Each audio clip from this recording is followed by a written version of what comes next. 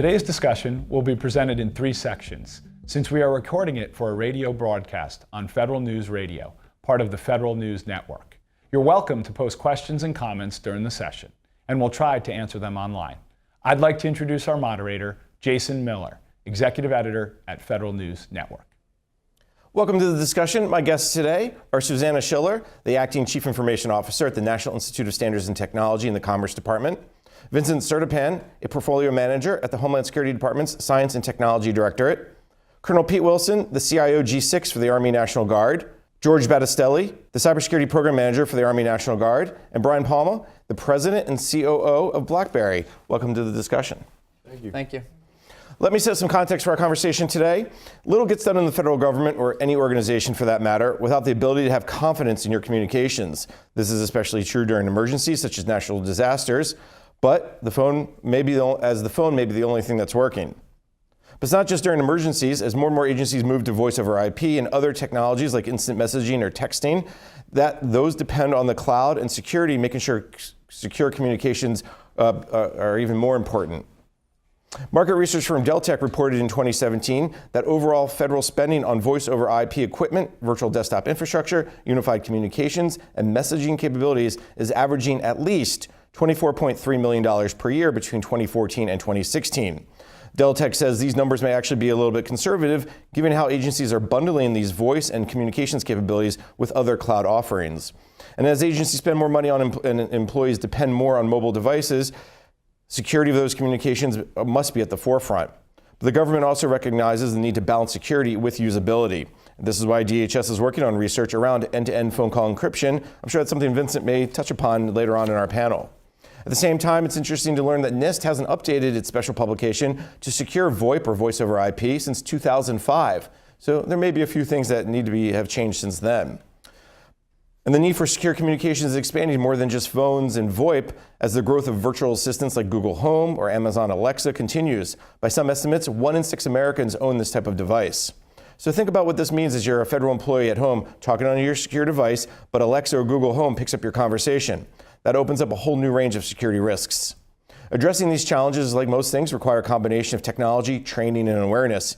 And once again, this is where our panel comes in. So let me start at the beginning. I gave you some broad range of different cyber, different mobile, brought all together. But let's just start with the cybersecurity of the broad. And let me turn to George, since you get the title of Cybersecurity Program Manager.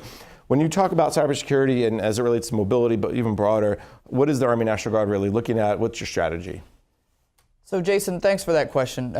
We are in a 24/7 connected environment, and so the strategy has changed over the years as we've had a more and more connected environment. And so for us at the Army National Guard, it's really about total asset visibility, right? We want to know exactly what we have, and we want to implement a continuous monitoring strategy that gives us the ability to monitor all the assets that we have as well.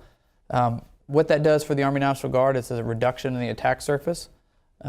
We continue to move with the Army in a strategic convergence to, I'm sure you've heard about the one network. And that's what the Army National Guard is doing as well. As we start to identify our assets, we move towards the one network and the network convergence to really get this reduction in attack surface. And when you talk about continuous monitoring, you can talk about 24/7 connected environment. Are we looking at who has what and where are they and how is it pinging back to the network? Or is this more of because again, you're talking about attack surface. Yes. What is it more of an apps-based look? So it's a total asset visibility, and what that means is that we're going to look at what your security posture is, right? So when you connect to the network, we want to know whether it's your mobile device, whether it's your laptop, whether it's an always connected workstation. We want to know what your security posture is. How is that device hardened? Are you up to date with current antivirus patches, et cetera? And that gives us a baseline to start from and figure out what you're actually bringing to the environment. Colonel Wilson, I know you work closely with George. Once you step back from the 50,000-foot view a little bit, because since you're the CIO G6, when you hear George describe the cyber strategy, what does that mean for you? Because you also have to worry about mission, and you also have to worry about the back office stuff. There's a whole lot more that are on your plate. No, absolutely, and I think people continue to be the weakest link. So we have to be, we have to do continuous training for our workforce. And I think we're fortunate now that more and more people are aware of the cyber threat. And so what we do with the Army National Guard is ensure that that our workforce is trained and that we put the proper safeguards in place to try and mitigate any human error that might take place. Which is probably the hardest thing to do, because Absolutely. you can tell the technology what to do, but telling the humans what to do sometimes. Absolutely. Maybe the Army it's a little easier, but for the rest of us. Brian from BlackBerry, what are you guys seeing? Because I mean, obviously BlackBerry, one of the key things that BlackBerry does, and as you guys have been known for, is the security of the device, the security of the communications. What are you seeing from clients? What's happening in the broader market, whether federal or private sector? Yeah, I think the first thing that's really important is we've made that pivot, right? So we used to be a consumer phone company. We're not anymore, right? We're a cybersecurity company focused on enterprise and large organizations, the federal government as well. I think, one of the things that George hit on was this attack surface. The place we're really looking is the Internet of Things. I think Gartner says there's going to be 25 billion devices by 2021, growing at about 32% compounded annual growth, right? That's where our focus is, those IoT devices, and protecting them, using our 35 years of history across security and communications to help our customers and clients really move quicker to adoption of those devices. From what you're seeing from clients, though, what's the overall theme? Do they get the fact that cybersecurity is the strategy versus, let me just secure my mobile device, let me put a password in or whatever they're doing now? I think there's a move to be broader. I think that's always a challenge to take a broader view for all of the customers. I think what we're seeing is some areas, and you mentioned the area of voice is really important right now. We'll talk about a little bit about that later, but I think we're seeing them move to more of a holistic view of cybersecurity than they have in the past. And I think that's a key point, the holistic view. I mean, so much of cybersecurity has been the endpoint or the old put the moat around the castle and hopefully people can't cross the moat. So Susanna, you from a NIST perspective and you worry about the day-to-day operations of NIST versus what we all kind of tend to think about NIST, which is the research and the education and the special publications. So from your perspective, when you talk about your cybersecurity strategy, talk about how that fits in obviously with mobility as well.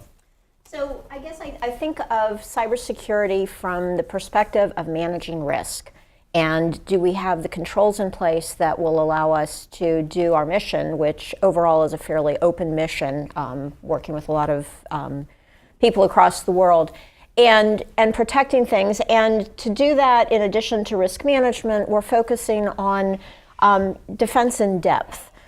Where we have different layers of security, from the moat around the castle, the traditional firewalls and intrusion detection, to having the network segmented, to having things encrypted, both data in transit and data at rest, to making sure that the assets on the network are appropriately configured, as George had mentioned, and appropriately patched, to training the users on what is appropriate behavior, everything from, how do you secure that password appropriately, having two-factor authentication in place. So it's not a one-size-fits-all kind of thing, and it's not a one-solution-fits-all for securing it. Do you find that because of NIST's mission, which is you work with outside researchers, you're working with people in government, you're working with academic, does that change your approach to your cyber strategy, whether it's mobile or not mobile devices? Absolutely. We have a lot of need to communicate openly, to share the research. Most of the work that we do is destined for the public. It's not stuff that needs to be secured for confidentiality, even while we're doing the work. Our scientists are really smart folks. They use a lot of IT in their actual research, and they need to be able to do that as creatively as possible while still being in an environment that is protected. And that takes a lot of flexibility. The beauty of the NIST standards, which our Information Technology Laboratory has developed with lots and lots of public input, is that they are flexible. They are designed to be tailored based on the risk that you are concerned about. Vincent, let me bring you into the conversation. You wear multiple hats. When I commented on the research that DHS S&T is doing around the encryption of phones. I think that was an article that you were quoted in a speech you gave, I think, at Black Hat back over the summer. And at the same time, you also do a lot of work now for DHS headquarters as well as the new Cybersecurity Infrastructure Security Agency. So talk a little bit about, from both the R&D perspective, but also now the mission perspective, how cybersecurity strategy and mobility, the mobile devices have kind of come together from a strategy perspective. Yeah, so I have a lot of hats, I will say, but I will mention, in various roles, I am noticing across the federal government board, you're seeing that different CIOs, various departments and agencies are really getting it today. Before, if you look back far enough, you see that we had a device. We looked at just MDM or EMM, Enterprise Mobility Management Solutions. It's really around device configuration and policy enforcement, and that was it. That's pretty much where it stopped.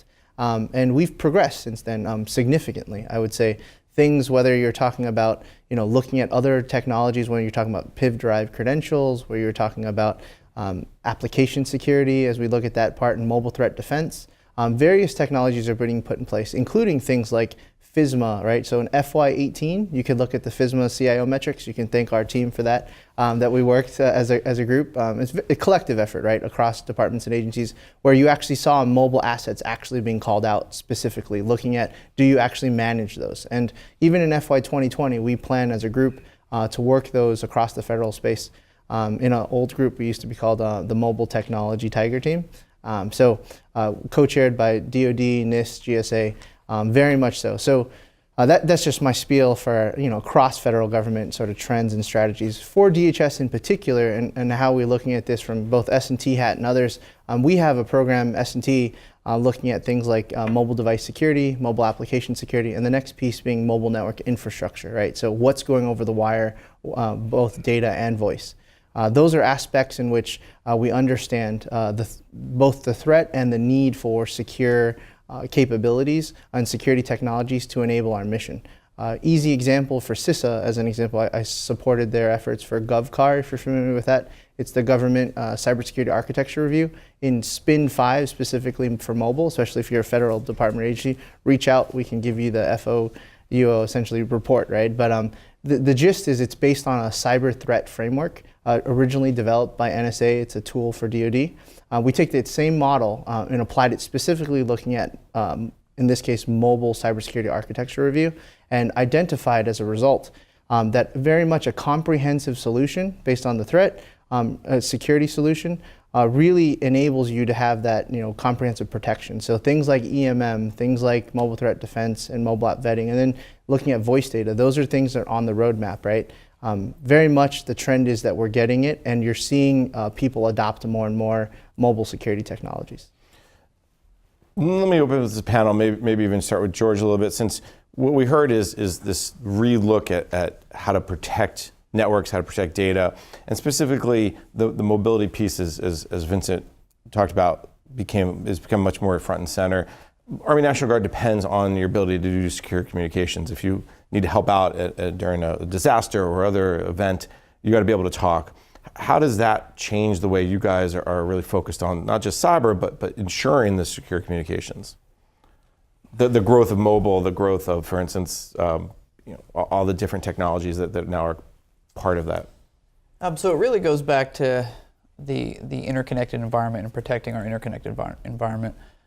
If you look at cybersecurity across the realm here, it hasn't really changed that much, right? So some of the attacks have changed, but the delivery mechanism is still the same, right? You still have the human at the other end. They're clicking on the phishing email.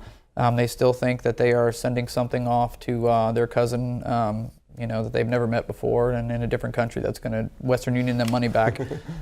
So it continues to be the same attack mechanisms. And so what we try to do is we try to make sure that our personnel are properly trained. We try to make sure that from a DoD standard that we have the right encryption technologies in place, that we have given the soldiers the right training to use the right equipment. And I think Colonel Wilson can probably expound on that one a little bit more. Sure, Colonel Wilson. Well, I'm just thinking back to World War II when you had the posters that said, don't talk about it, don't post it, kind of stuff. Now it's don't post it, and it's the operational security mindset. And George already kind of hit on that. So that's the most important thing we can do for our military And we are including some of the newer technologies, and we have to do that very safely. Even an incident a few years ago with being able to see where forward deployed military were in operational areas with their Fitbits and things on, right? So it's all about training and a culture in which nowadays you don't go into a lot of areas with the smart watches on, you know, and just teaching folks that smart TVs have the ability to also do things, you know, that you're not aware of, and all the other technologies that are out there. So it's all about training and letting our workforce know that I think technologies is an enabler, but we also have to know how to use it properly and protect our information. Brian. Yeah, and I would just build on that. Our customers are outside of the DoD, and obviously as you go from the high security environments down, voice is really critical. And what we're finding is that it's very easy with the technological advances today to be able to intercept voice with equipment that's less than $1,000. So protecting that voice communication extends beyond the DoD, even into enterprises that are maybe talking about sensitive topics and they don't want that being picked up. That's a great point, and it's one actually we're going to take a break on because we can pick back up on our next segment. Great. You're listening to the panel discussion, Government on the Edge, Protecting and Securing Communications on Federal News Radio, part of the Federal News Network.